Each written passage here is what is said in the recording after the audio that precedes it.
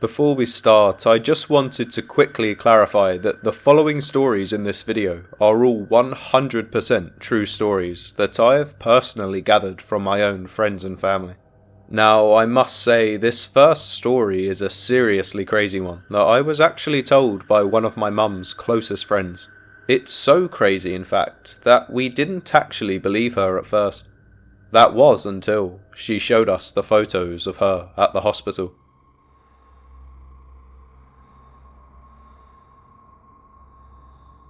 "5 years down the drain. And you know what? I couldn't have been happier. Now, at this time, I had been planning my dream vacation to the Bahamas for months, and I was supposed to be going with my boyfriend.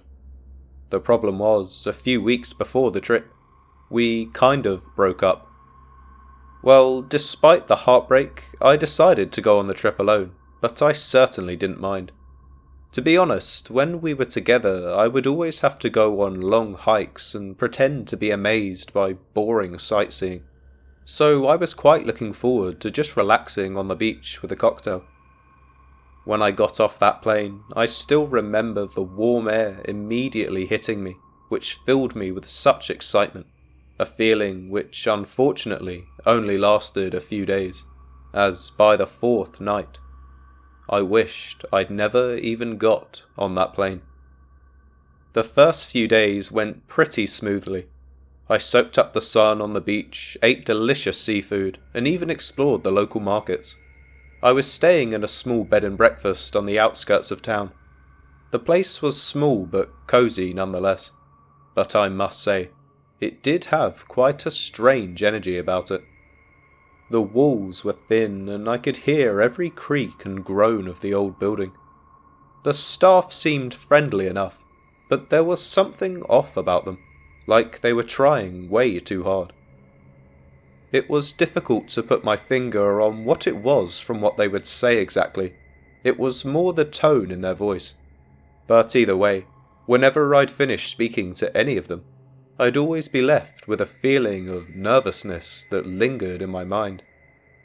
Well, this feeling built up as the days passed, and it was on that fateful 4th night where I suddenly woke up to use the bathroom. This was already kind of strange, as I'm usually one to sleep right through the night, especially after I've had a few drinks, so I was already slightly confused as to why I was awake.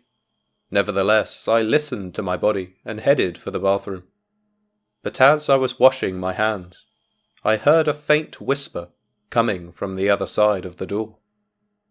It sounded like someone was quietly speaking in a foreign language. I froze, my heart racing at 1,000,000 miles an hour. I tried to listen closer, but the sound faded away. I told myself it was just one of the other guests speaking in their room and the thin walls were allowing me to hear them. So I just laid back down on my bed. But as soon as I closed my eyes, I heard the whispering once again. But this time, it was louder, and I could swear I heard multiple voices. It sounded almost like they were trying not to be heard. I sat up in bed, and I reached for the phone to call the front desk, but the line was dead. As I hung up the phone, slamming it down in frustration, the talking suddenly stopped. The room fell deadly silent. I just sat there in the darkness, my breaths coming in short gasps, listening for any signs of life. And then I heard it. A faint scratching sound coming from the door. In that moment, I truly feared that someone was trying to break in. I was paralyzed with fear. I didn't know what to do. I wanted to scream, but I was too afraid to make a sound.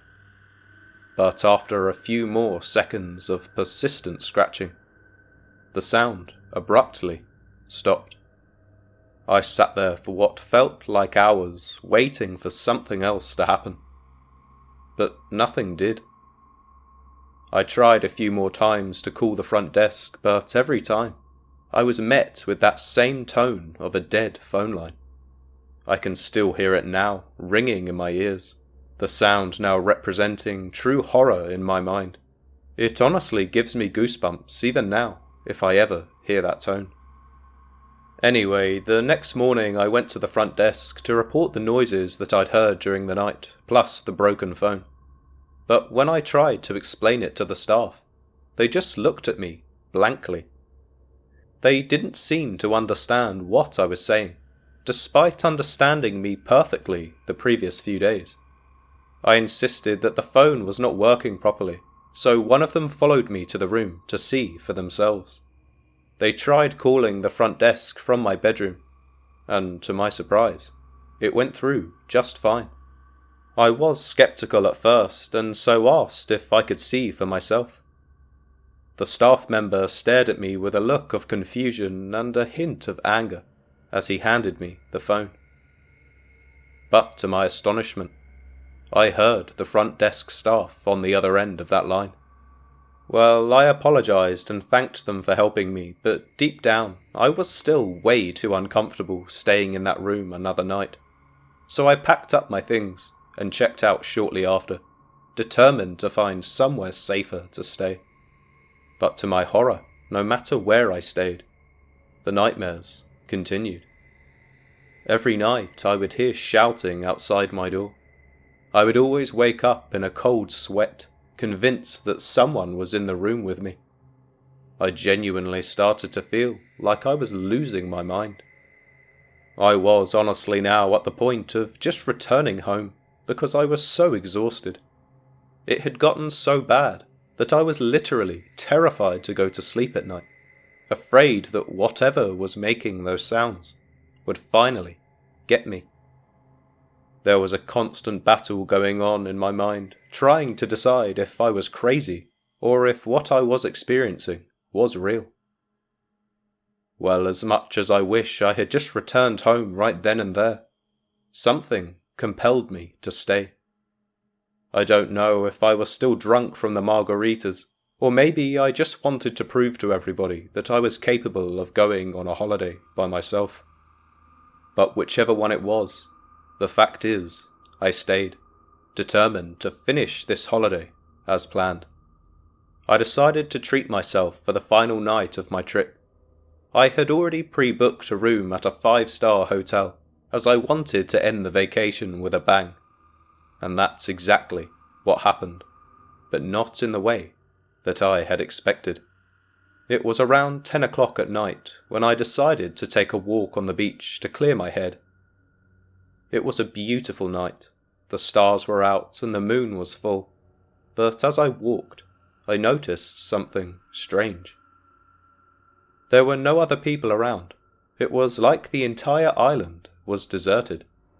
Now, I hadn't visited the Bahamas during a particularly popular season, but in all of my time here, I was yet to experience such isolation.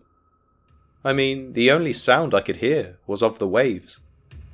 It was kind of peaceful actually, come to think of it. Until it wasn't. I saw an upside-down boat, kind of like a large canoe, just randomly out in the middle of the beach, and it was getting very close to the tide. I wondered if there was anybody over there, as I saw a few bottles on the sand scattered around. Well, naturally, I was curious, and so slowly approached the boat, trying to keep a careful distance so I could see if there was anybody there.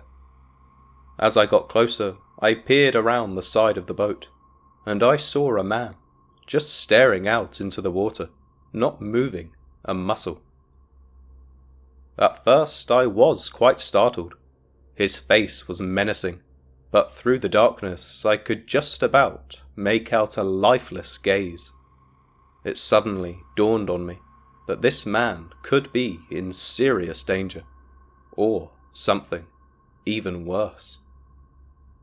I crept up to him, cautiously knocking on the boat in an attempt to get his attention. At first there was no reaction, and then suddenly he turned his head to face me, his face now twice as menacing, and his eyes now bursting with life. He quickly jumped to his feet, with a look I can only describe as devious. I suddenly started to feel sick. I knew this man was not right in the head. The way his body stood in a lopsided stance made him seem almost inhuman. I screamed as he approached me, and I started to run in the opposite direction, but the sand made it so hard to run. He started to chase me, and I instinctively threw the pair of sandals I was holding back at him, but it didn't slow him down, not one bit. I could hear the man chasing me, and I could feel the sand hitting the back of my legs as he got closer. I took one last look back, desperately hoping that he wouldn't be as close as I thought. But there he was, his arms pumping erratically, and his eyes transfixed on mine. Without a second thought, I turned back and tried to speed up, but as my feet moved faster than my legs, I stumbled and fell, painfully twisting my ankle and falling to the ground. I yelled out in hysterical pain as the realization of the situation had sunken in. In that moment, I genuinely thought my life was over. But as I looked up expecting the worst, I saw a figure racing off in the distance as my vision began to blur.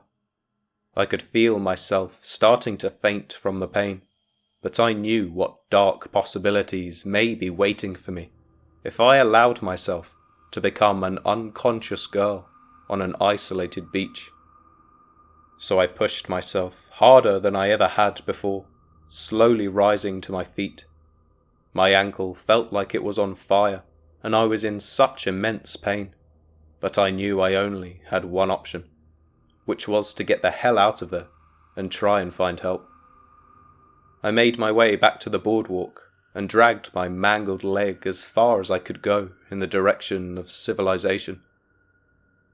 I was still so scared that the man would return, but I kept moving and eventually managed to stumble upon a private hotel. It was locked up for the night, but I could see that there were lights on in the lobby. I screamed at the top of my lungs, hoping that someone would hear me, and to my luck, a surprised-looking security guard appeared at the door, with his hands cupping the window as he peered out in my direction. Once he realized what was happening, he opened the door and quickly approached me.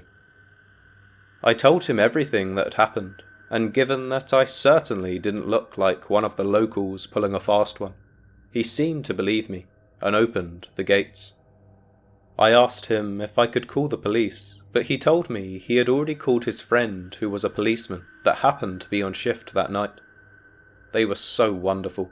They really took care of me and even drove me to the local hospital. Apparently the man was likely just a local homeless guy who was taking advantage of the situation. They told me I was really stupid for walking alone at night on the beach, and that I was lucky that I managed to escape with just a twisted ankle.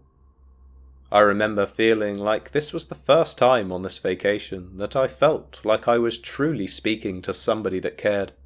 Once I warmed up to the hospital staff, I asked them if they knew what the sounds were that I was hearing during the night. Well, they even had an answer to this too. Apparently, there were a lot of gangs in the same area as my bed and breakfast was located, so the sounds were likely nefarious in nature. The gang members like to take advantage of naive tourists, and sometimes they even pay off the hotel staff to get access to certain rooms.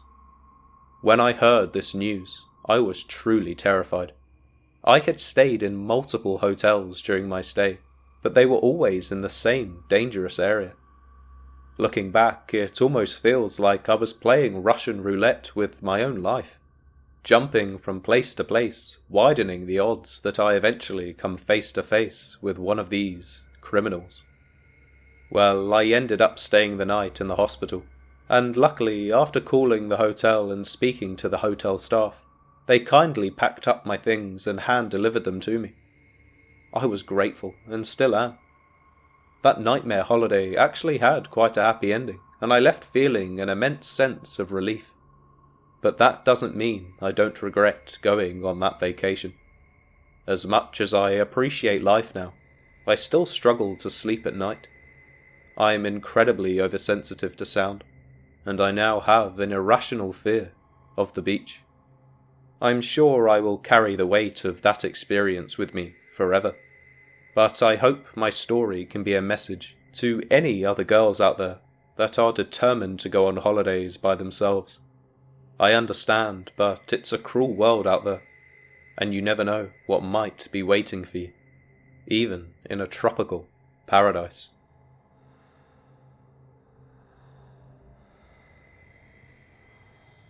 It was finally the summer holidays, and my friend and I had planned to visit the Disneyland in Hong Kong for a day as a mini celebration.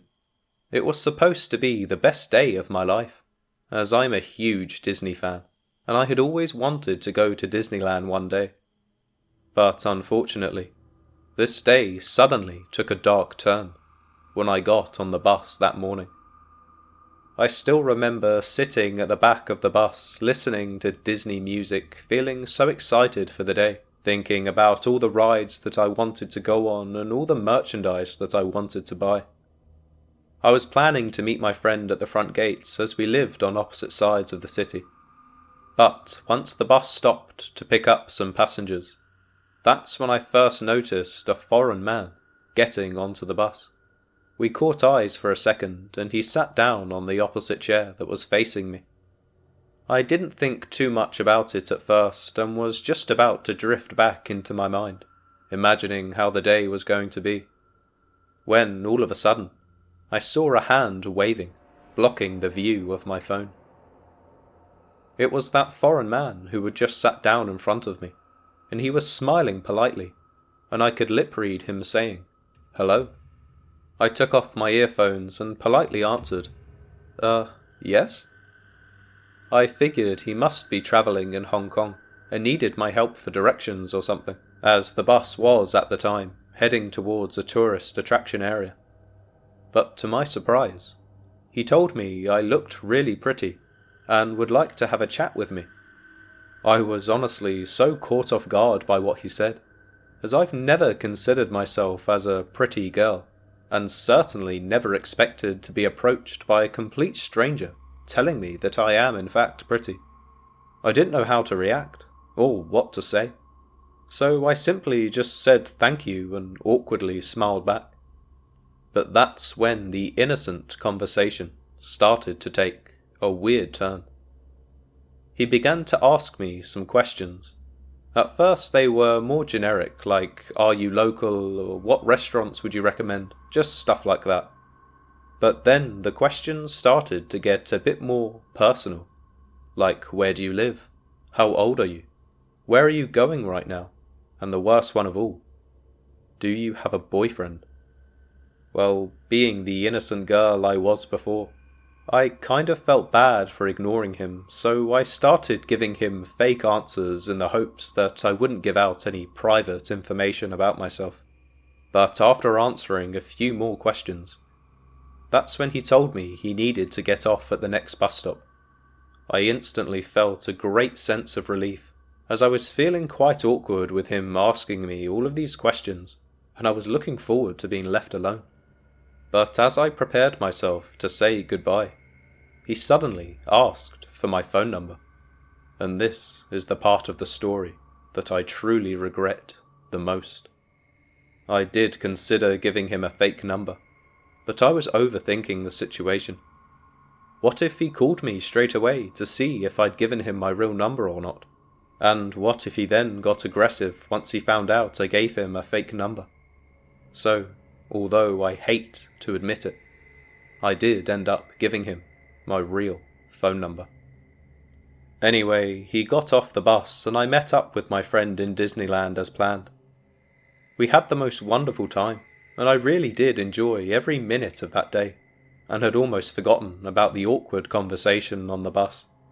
But my high spirits were immediately crushed when I checked my phone as we were leaving the park. I saw that a random number had sent me a few messages.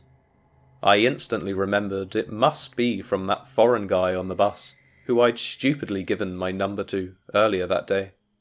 I remember I was still a bit weary of that encounter, so at first I ignored the messages and put my phone away.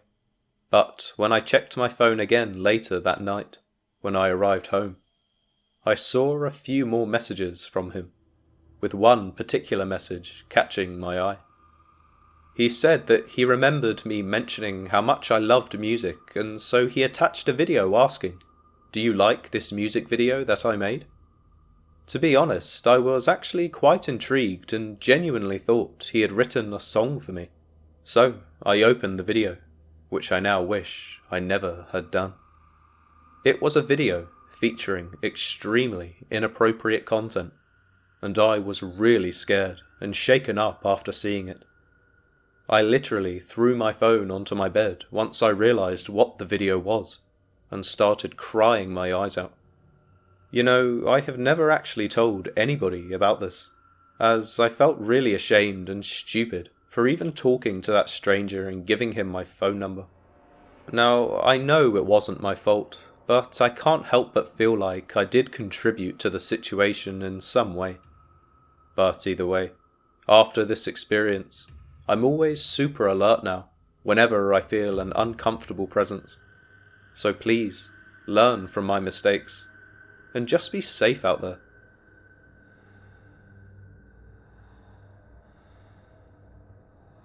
I had finally done it. After years of saving, I had finally managed to save up enough money to take the plunge and go travelling in Australia. All those hours of overtime were about to pay off, and I couldn't have been more excited to start my real-life adventure. There was so much to look forward to. The wildlife, the people, the beautiful scenery. There's a reason why so many people choose to go to Australia to travel, and let me tell you, the first few weeks certainly didn't disappoint. That was until about a month into my trip, when I had an experience that still makes me shudder to this day when I think about it.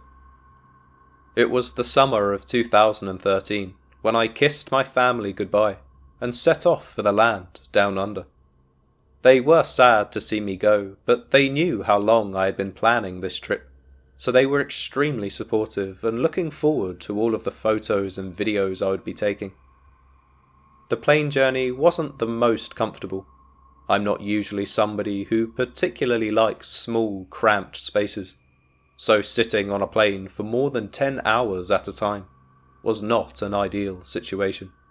But I didn't care. It was all worth it. I had booked a hotel for the first week, just to give me time to find my feet, and then it was time to search for hostels. I'm not sure what the situation is now, but at the time, I wasn't able to book any places before I left, as most of the cheap hostels worked on a first-come, first-served basis. So, after a week in Sydney, taking lots of pictures and spending time with a few family friends that lived out there, I set off north with a target of reaching the famous Daintree rainforest within a couple of months. Part of the challenge for me was finding part-time work to pay my way, but unfortunately this meant that I couldn't be very picky as to who I worked with. A fact that would end up causing a lot more grief than I first expected. I managed to find a small farm slightly north of Sydney, where I worked as a dairy farmhand. Essentially, I milked the cows and also looked after the chickens from time to time, which was a huge change from my basic carpentry job back in the UK. I loved it, but I knew this job couldn't last forever. I had to keep moving if I wanted to make it to the Daintree in time. So I said my goodbyes to the family I was staying with and set out to reach the next town over. They offered to give me a ride, but I turned them down as I wanted to make my own way. I saw relying on others for lifts as cheating pretty much, so I thanked them for the offer and headed off once again. This was my first mistake. I had a general idea of where I was going, but Australia is a lot bigger than you'd think. Well, to cut a long story short, it soon became abundantly clear that I had underestimated the walk to the next town, and I was beginning to feel the effects of dehydration. I had a small bottle of water in my backpack, but I had no idea how much longer the walk would be. I was already 2 hours behind schedule, and I didn't want to waste the little water I had left, in case I would need to start rationing resources. I also hadn't seen a car for miles, and the sun was relentlessly beaming down on me. So I'd be lying if I didn't admit I was starting to panic. So there I was, walking down the side of a deserted road with only a single bottle of water left and no end in sight. I checked my phone in a hopeless attempt to see if I could get any kind of signal, but of course there was nothing. I thought about giving up and turning back around, but at this point I had been walking for about 5 hours, and so I assumed I would probably be better off continuing forward. I mean, surely I would stumble upon something soon. An abandoned gas station, a remote farm, anything. Well, after another hour or so, my prayers were finally answered, in the form of a run-down looking house with a broken metal fence surrounding the residence. It looked so out of place, like someone had just picked it up and planted it in the middle of nowhere. But I certainly wasn't in a position to be choosy, so I approached the metal gate that was hanging off its hinges. As I pushed the gate open, I heard a high-pitched squeak as it flew back and collided with the fence. I remember it was a lot lighter than I had first expected. I walked up to the front door and knocked 2 times. Even in my desperation, I still felt uncomfortable, and after I knocked, I kind of hoped nobody would be home. But then I heard footsteps coming from behind the door. They were loud, and I could tell whoever lived there was wearing metal-heeled boots from the sound they made as they hit the wooden floorboards. I stepped back as I could tell they were on the other side of the door, and I wanted to brace myself. I had certainly met many kind Australians so far on my trip, but also a fair share of not-so-nice individuals, so I had my guard up and I was ready for anything at this point. The front door creaked open, and standing before me was a 6'4" behemoth of a man. He had one of those traditional Australian sun hats on his head, and a full beard that looked like it had never been groomed before. He didn't smile at me at all, and instead just grunted in my direction, as if to say, "What do you want?" I introduced myself and explained my situation, but he just huffed and said something under his breath. He had a very thick Australian accent, so there was no way I could decipher his mumblings. He stepped back and told me to come in. I was obviously hesitant at first, but again, I was stranded and had absolutely no idea how much longer it would be until I got to the next town. So I followed him inside, and he directed me to a room that contained just a single chair and a few tools scattered around on the floor. I sat down on the chair and awaited further instruction. He told me to wait there and left the room, leaving the door open. I remember feeling extremely uncomfortable at this point, but I was still somewhat optimistic that I would be okay. Despite his rough appearance and menacing demeanour, I got the impression he could just be a no-nonsense man. I mean, he could have just slammed the door in my face, right? As I sat there though, all of the possibilities started running through my mind. The longer he took to return, the more my imagination wandered, and I started to worry I might be in serious danger. Was I being naive? I was sitting in a complete stranger's home in the middle of nowhere, where nobody would hear my screams. Well, just as I began to gather my composure, ready to bolt out of that door, the man's unkempt face suddenly appeared at the door, holding a glass of water. I was so caught off guard. It was like he was waiting for me to make a move before he decided to appear. I stared at him with wide eyes as he walked closer and gestured for me to take the glass of water. Again, I was hesitant at first.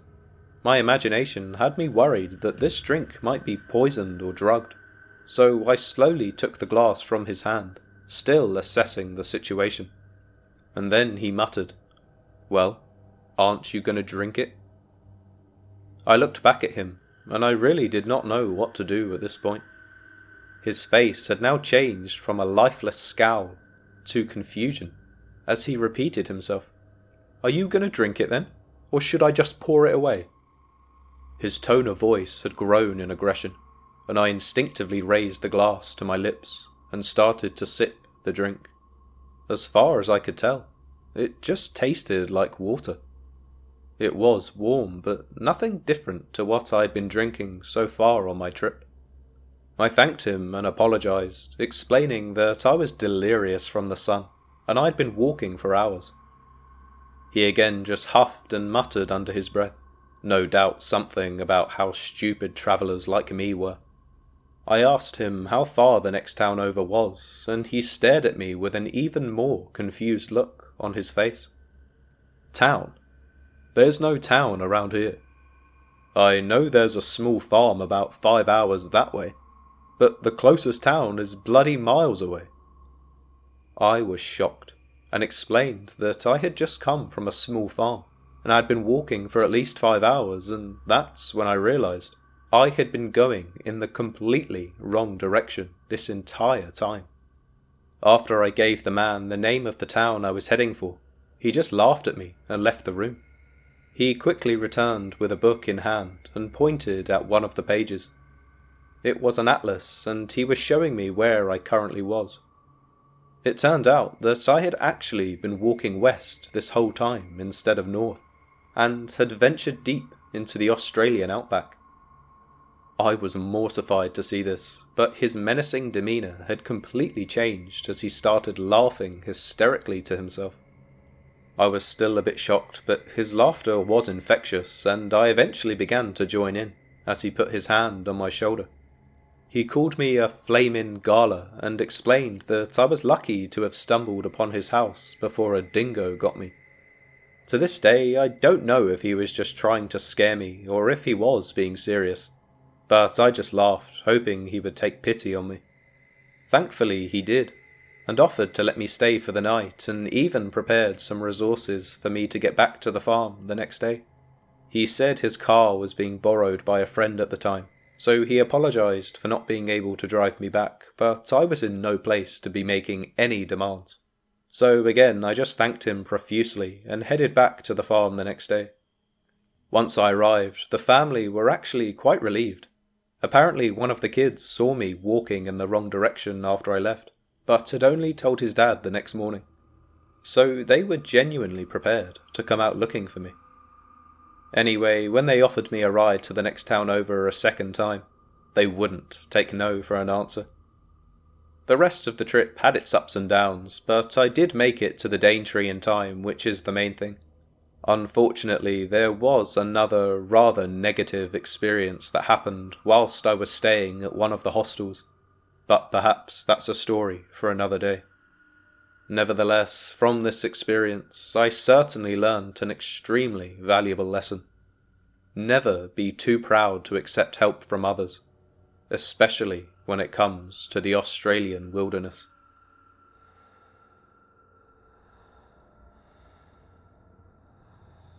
People always say that I'm an adventurous and easygoing person, and I'm definitely one of those people who likes to be spontaneous. But after the incident that I went through during my trip to Japan, I've learnt that sometimes it might be better to just stick with your initial plans. This was the very first trip that I went on with a friend without my family present. We had just graduated secondary school and we'd worked at a hotel as waitresses for a few months, so we were able to save up just enough money to go on a 5-day trip to Japan. We'd booked the cheapest flight and the cheapest hotel in the area, trying to save as much money as possible for food and shopping and other things. Well, the big day finally arrived, and we were both really excited. I remember we were sitting at the gate just doing some final checks, and that's when we realised that we hadn't bought a pocket Wi-Fi or a travel SIM card for the trip. If you've not heard of these, they're basically just a way to use data in a foreign country to allow internet access wherever you are. We both agreed that we probably didn't even need it, as we were mostly going to tourist attractions which we would surely be able to find on our own. So we quickly went onto Google Maps and took a few screenshots of the places that we would be visiting, and the route between the hotel and the tourist attractions. We'd also screenshotted the trains and the bus routes that we would need to be taking. So at this point, we felt quite confident and even thought that we were really smart, as by doing this, we'd saved some money that we could now spend elsewhere on the trip. For the first few days, it was going really well. We got lost a few times, but whenever we did, we would just ask the locals for help, and they always knew the correct ways and guided us to wherever we needed to go. Most people would consider Japan as a safe place, and so did we, so we weren't nervous or worried at all about getting lost in Japan. And so, with this in mind, on the afternoon of day 4, we planned to travel from Kyoto to Nara, which was less than a 2-hour train journey. We walked down to the station, and we saw the word Nara on the screen, so we assumed that this was the train we needed. But little did we know that we would be walking to the incorrect platform, and therefore the incorrect train. During the journey, we were still joking around and both in a really good mood. But it was roughly 2 hours later where we both got a bit confused, as we thought we would have arrived by now. But we just assumed that there was probably some delays and we would be arriving in Nara soon enough. Whenever the train stopped, we would check if it was the station that we needed to get off at, but after almost 3 more hours, the train finally stopped, and didn't move again. This is when we realized that the train had come to the end of its journey, and we clearly were not in Nara. We got off the train staring at this unfamiliar station name, and we were both so confused.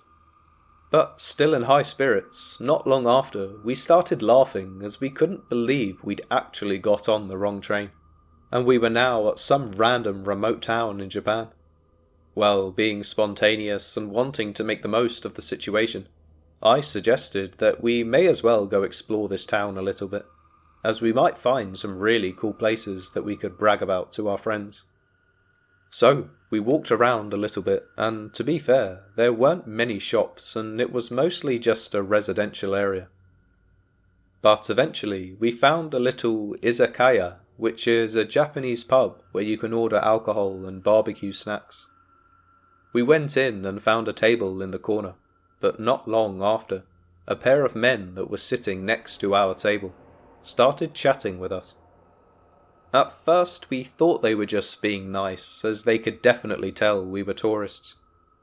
However, they started asking questions like, which hotel are you staying at?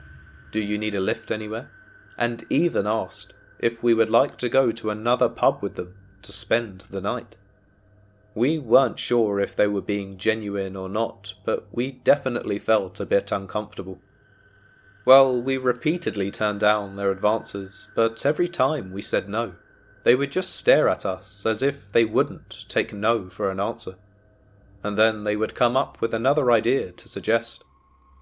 As we were sitting in the corner, my friend's back was facing the wall, and behind me there were boxes stacked up, so we were kind of stuck in this corner, unless they allowed us to leave. Suddenly, one of the men's phones started ringing, and he got up and headed outside to talk.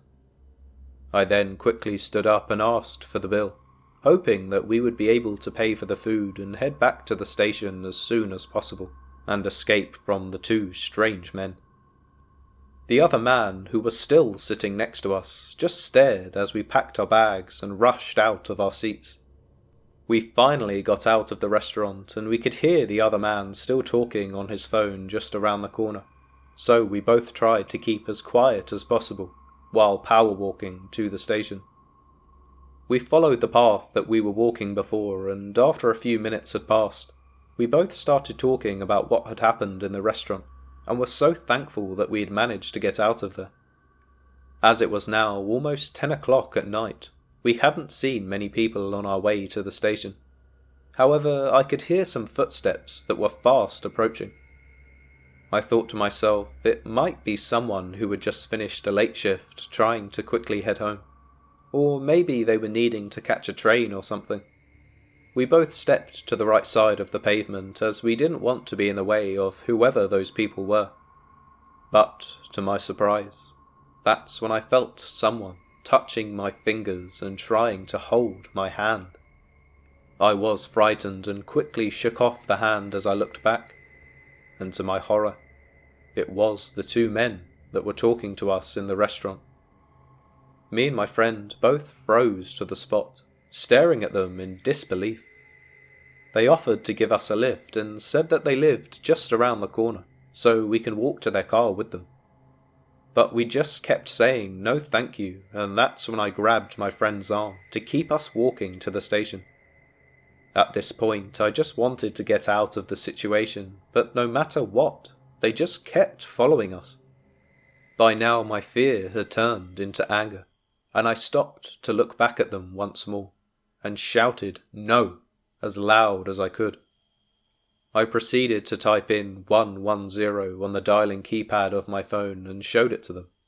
Just in case you didn't know, 110 is the same as 911 in the US. Well, once they saw this, they eventually started stepping back, and I stared at them until they actually turned their backs to us and left. After this, we started running towards the train station, while looking back every other second, fearing that they might return. But luckily, we never saw them again.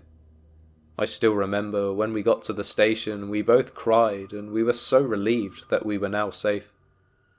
On the following day, we weren't able to enjoy ourselves quite as much, as we were still taken back from what had happened the night before. To be honest, I felt a bit guilty as I was the one who suggested not buying the portable Wi-Fi, and again it was me who suggested that we not follow our initial plans and go exploring that remote town. So I now live with the regret of putting my friend through that traumatic experience, as none of this would have happened if we had just stuck to the plan. Thank you for watching, and I hope you enjoyed the video. These stories are really interesting to make as they are literally based on real experiences of people in my life. I must say, so far I've lived quite a blessed life where I haven't had to deal with too many dark moments, so I really appreciate all of my family and friends for providing these stories. I just hope I did them justice. But going forward, I would like to open the door for any viewers that would like to send in their own experiences, that I can then turn into a short story for the Mr. Storybot channel. So if you're interested, please feel free to reach out to me on any of my social links below, and I'll be sure to get back to you. But for now, thank you again for watching, and I'll see you in the next video.